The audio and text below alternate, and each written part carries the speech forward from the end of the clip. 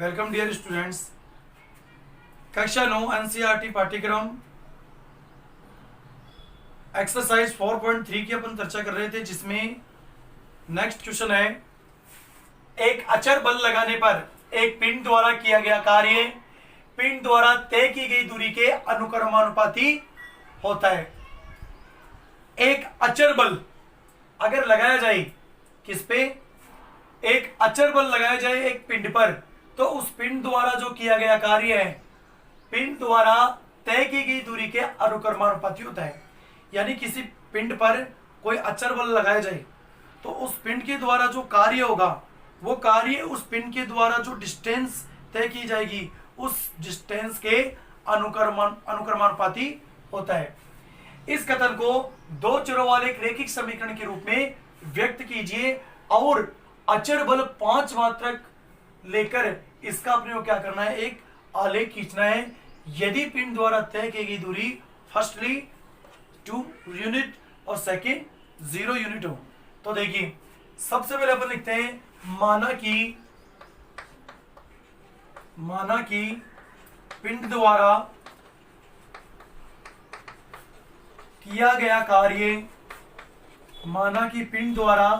किया गया कार्य जिसको अपन W से व्यक्त कर सकते हैं, वर्क कार्य बराबर कितना, y मान लें।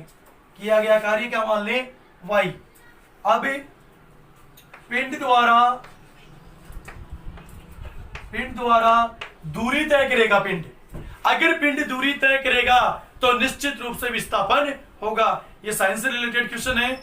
यदि पिंड दूरी तय करेगा तो विस्थापन कन्फर्म होगा, क्योंकि अगर विस्थापन होगा तभी तो कार्य होगा। अब आपको उसके लिए एक एग्जांपल दूं। खड़ी एक दीवार है और उस दीवार के ऊपर यदि अपन पूरी ताकत के साथ बल लगाएं तो वो दीवार 1 इंच भी नहीं खिसक सकती, क्योंकि वहां पर विस्थापन क्या है, 0। और चूंकि विस्थापन 0 है तो किया गया कार्य भी क्या होगा, 0 होगा। तो देखिए पिंड द्वारा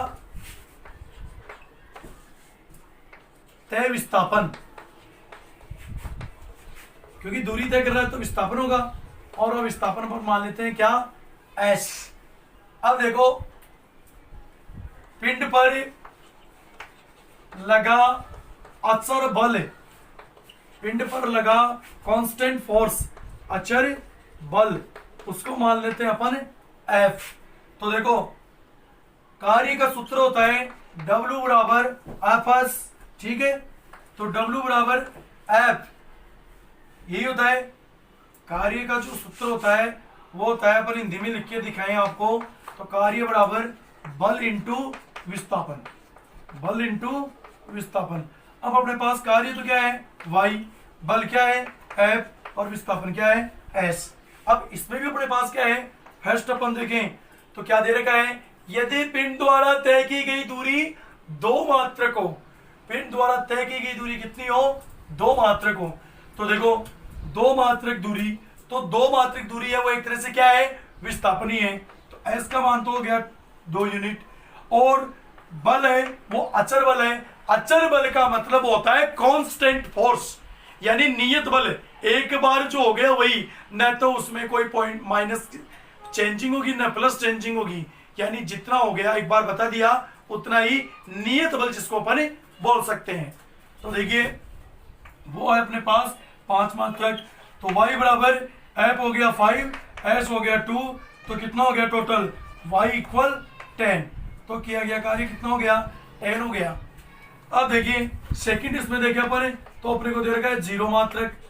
0 मात्रक ही क्या है, सेकंड में अपन देखें तो 0 मात्रक क्या है, ये है S, लेकिन F का मान तो वही रहेगा क्योंकि नियत है 5 मात्रक। तो अब की बार क्या होगा, किया गया कार्य y, ठीक है, F का मान 5 इंटू S का मान अब की बार 0, तो y इक्वल 0। तो अपने पास y इक्वल 10 और y इक्वल 0, ये स्थिति अपने पास बनती है। अब अपन क्या करेंगे, ये तो हो गया इसका आंसर, ठीक है। अब इसने कहा है कि इसका अपने को क्या करना है, आलेख भी खींचना है। तो अब इसका अपन आलेखी निरूपण करें। तो आलेखी निरूपण के लिए देखिए अपने पास स्थिति क्या होगी,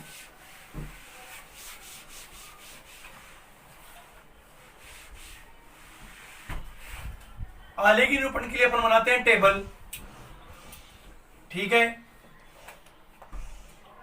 और कम से कम 2 वैल्यू। तो एक में तो अपन क्या ले ले y और एक में ले ले s, एक में तो ले ले s और एक में ले ले y, y s, क्योंकि f तो क्या है, फिक्स है, f तो फिक्स है तो उसको तो लेने की आवश्यकता है नहीं, 5 मात्रक फिक्स है। चेंजिंग किस में हो रही है, y और s में।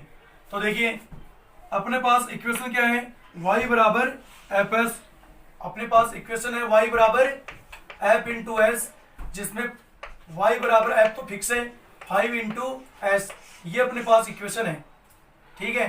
तो s का मान लेते हैं सबसे पहले अपन 0, तो क्या होता है देखो y बराबर 5 इंटू 0 इक्वल 0, s का मान 0 तो y का मान भी 0, फिर s का मान लेते हैं अपन 1, तो y इक्वल क्या होगा, y इक्वल 5 इंटू 1 कितना हो जाएगा 5, s का 1 तो 5, y का 5। अब अपन क्या करें, इसका ग्राफ भी निरूपण करें। तो अधिकतम वैल्यू कितनी है 5, जो कि किसकी है, y की। तो यहाँ पर x x की जगह तो अपन क्या ले ले s, इस साइड तो क्या हो जाएगा s हो जाएगा, और इस साइड क्या हो जाएगा, इस साइड अपने पास हो जाएगा क्या y। तो अब देखिए यहाँ पे तो 0, तो ये 1 2 3 4 5, ठीक है, यहाँ पे लिख लेते हैं s, और इधर भी 1 2 3 4 और ये 5, ये -1 -2 माइनस की वैल्यू नहीं है तो सिर्फ 1 2 वैल्यू रख करके छोड़ देंगे। अब देखिए s और y दोनों ही क्या है 0, दोनों ही 0 हो तो किससे पासिंग होगी, मूल बिंदु से। फिर s का 1 और y का 5, s का 1 और y का 5, ये आ जाएगा कहां पर, यहां पर। अब इन दोनों को अपन स्केल की सहायता से मिला देंगे, तो इससे आलेख से क्या रिजल्ट निकलता है कि इनके बीच जो आलेख खींचा जाएगा वो मूल बिंदु से गुजरेगा। तो ये था अपना नेक्स्ट क्वेश्चन। चर्चा करते हैं इससे आगे के प्रश्न की। देखिए कक्षा 9 की 2 स्टूडेंट्स हैं, फातिमा और यामिनी। कक्षा 9 की 2 स्टूडेंट्स हैं, यामिनी और फातिमा, और ये क्या करती हैं, देश में आई हुई भूकंप आपदा के लिए प्रधानमंत्री राहत कोष में 100 रुपए का अंशदान करती हैं। जो कक्षा 9 की स्टूडेंट्स है यामिनी और फातिमा, वो देश पे आई हुई आपदा, भूकंप आपदा के लिए प्रधानमंत्री राहत कोष में 100 रुपए का अंशदान करती है। यदि जो फातिमा है और दूसरी यामिनी है, यदि यामिनी x रुपए और फातिमा y रुपए अंशदान देती है, तो इस समस्या को, इस प्रश्न को बीज गणितीय रूप में, इक्वेशन के रूप में व्यक्त कीजिए और आलेखीय निरूपण भी कीजिए। तो देखिए कक्षा 9 की 2 स्टूडेंट यामिनी और फातिमा, तो देखिए माना कि यामिनी का योगदान बराबर x रुपए, माना कि यामिनी का योगदान बराबर x रुपए। दूसरी कौन है, फातिमा, फातिमा का योगदान भूकंप आपदा प्रबंधन में, फातिमा का जो योगदान है वो प्रधानमंत्री राहत कोष में कितना है, y रुपए। और दोनों ने मिलकर के 100 रुपीज का क्या किया, डोनेशन किया। तो प्रश्न अनुसार क्या होगा, x प्लस y इक्वल 100। तो ये बन जाएगी अपने पास क्या, इक्वेशन। अब क्या करना है, अब अपने को ग्राफिकल रिप्रेजेंटेशन भी करना है, यानी ग्राफ के रूप में, आलेख के रूप में इसको व्यक्त करना है। तो देखिए सबसे पहले बनाएंगे अपन टेबल, तो ये वैल्यू x की और ये वैल्यू y की। अब अपन क्या करेंगे, देखो 2 वैल्यू हो गई, 2 वैल्यू काफी है। अब देखिए सबसे पहले अपन लेते हैं x बराबर 10 ले लेते हैं, चलो। तो क्या होगा, 10 प्लस y बराबर 100 और y इक्वल 100 माइनस 10 कितना हो जाएगा, 90। जब x की वैल्यू मैंने 10 ली तो y की वैल्यू कितनी आई, 90। ठीक है। अब लेता हूं मैं x की वैल्यू 20, तो y इक्वल 100 माइनस 20 कितना हो जाएगा 80। x की वैल्यू ली मैंने 20, तो y की वैल्यू कितनी आई 80 आई। अब अपने को क्या करना है ग्राफिकल रिप्रेजेंटेशन। तो ध्यान से देखिए यहाँ पर वैल्यूज क्या है 10 20 मिनिमम और 90 80 हाईएस्ट है। तो अपने को क्या करना होगा अपने को एक बड़ा खाना बराबर पैमाना क्या मानना पड़ेगा 10 यूनिट। क्या मानना पड़ेगा 10 यूनिट। तो देखिए यहाँ 0 ये 10 20 30 40 50 काफी है क्योंकि एक्स एक्स पे अधिकतम 20 ही है। ये वैल्यू कहां बढ़ेगी वाई एक्स पे। तो देखिए 10 20 30 40 50 60 आगे चले अपने। तो देखिए 70 80 90 और ये 100। ठीक है ये अपने पास वैल्यूज आ गई। माइनस में है नहीं फिर भी चलो एक दो वैल्यू रख देते हैं। इधर भी वाई एक्स पे भी एक दो वैल्यू हमने रख दी।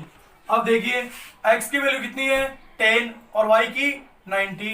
x की 10 और y की 90 तो यहाँ पे आ जाएगी। फिर देखिए x की 20 y की 80, x की 20 और y की 80 तो ये वैल्यू आ जाएगी। ये देखिए ये लगभग आ जाएगी अपने पास यहाँ पे। तो इन दोनों को अपन अभी ज्वाइन करके लाइन को आगे तक स्केल से बढ़ा देंगे। इस प्रकार ये इसका क्या हो जाएगा ग्राफिकल रिप्रेजेंटेशन। तो ये था आपकी आज की क्लास में। इससे नेक्स्ट भी अपन चर्चा करेंगे अमेरिका ब्रिटेन जैसे देशों में चलने वाले टेम्परेचर। अपने टेम्परेचर मापा जाता है किसमें डिग्री सेल्सियस में, और विदेशों में जो हाई डेवलपमेंट कंट्रीज है उनमें टेम्परेचर मेजरमेंट होता है किसमें फ़ारेनहाइट में। फ़ारेनहाइट और सेल्सियस में एक रिलेशन होता है जो कि कल आपको हम अगली क्लास में एक इक्वेशन के माध्यम से एक समीकरण के माध्यम से बताएंगे।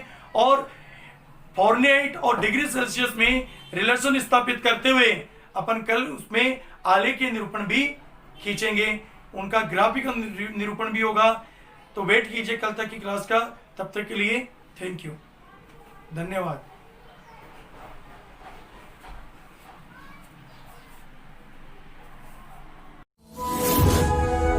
Thanks for watching video. Please subscribe YouTube channel and press bell icon.